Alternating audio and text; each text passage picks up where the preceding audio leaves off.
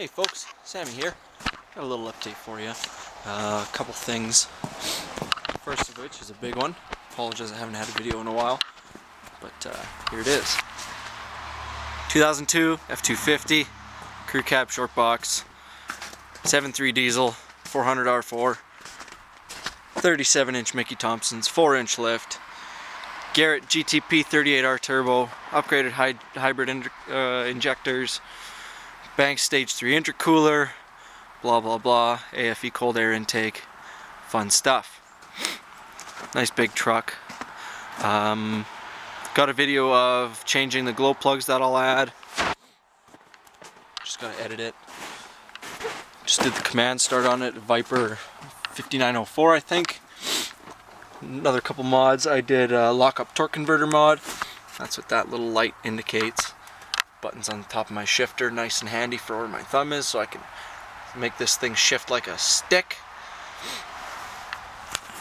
Start it up for you guys. Oh, you know what? I'll be fancy. I'll start it with this guy.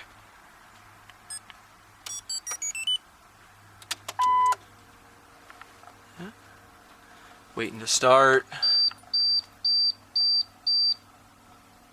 Got it set up with a 15-second wait time.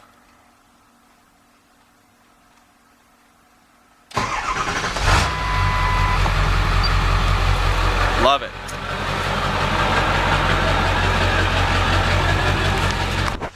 Now my muffler fell off a little while ago. Oops. But what I'm gonna do, I'll show you where it fell off. It fell off right there.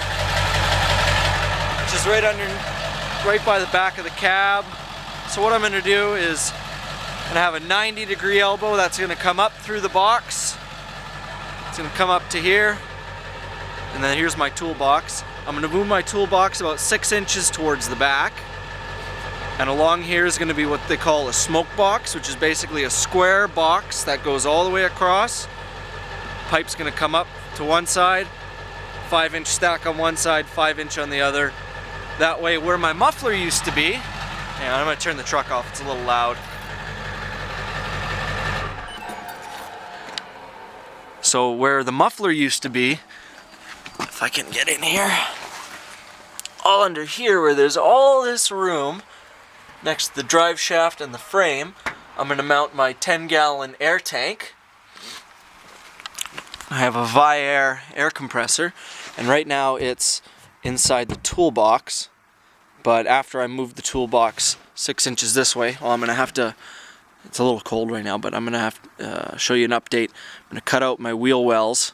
Since it's lifted so much, I actually have to lift it another 2 inches. Like I said, 4-inch lift. It's not bad.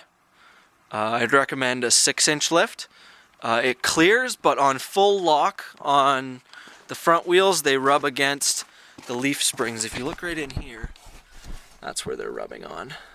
But I mean, that's only on full lock, like turned lock to lock, which isn't too bad. I mean, it's only just shaved off the little corners of these. Like if you can see, they're kind of worn down right at the corner. They're supposed to be, you know, chunk like that, but I mean, that's not really too big of a deal.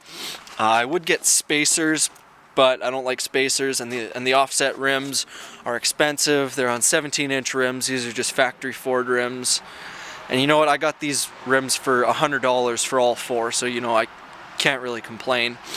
But yeah, another 2 inches of the leaf springs should give me enough clearance, especially if I get them arced high enough.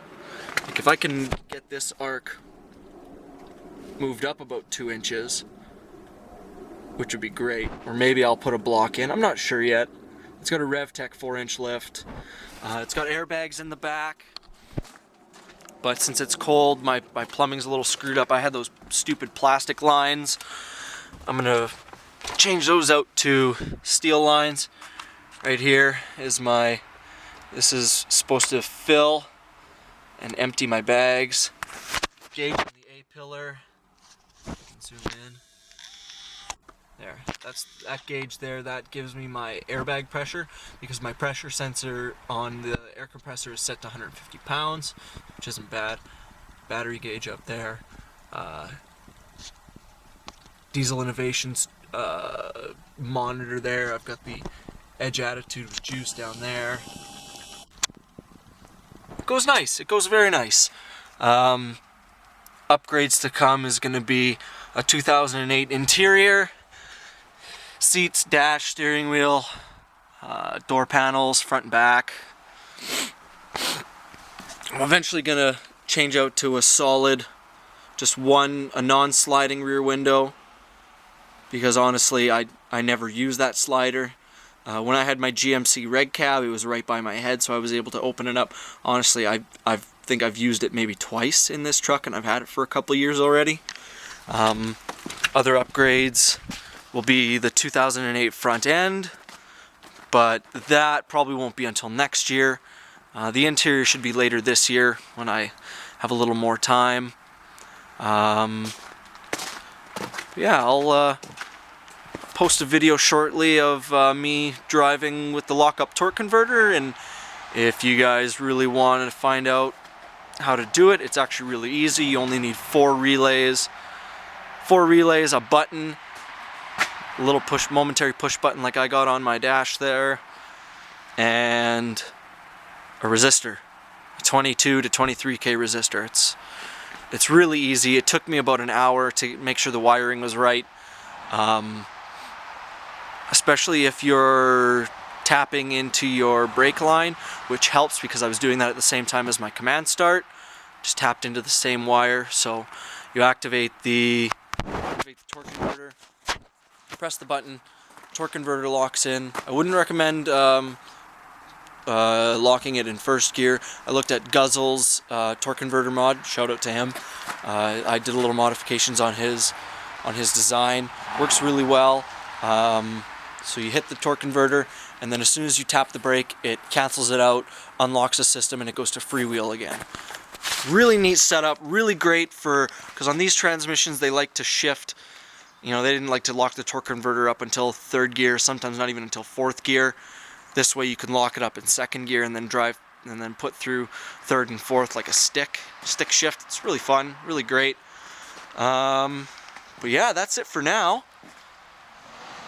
Updates to come, folks.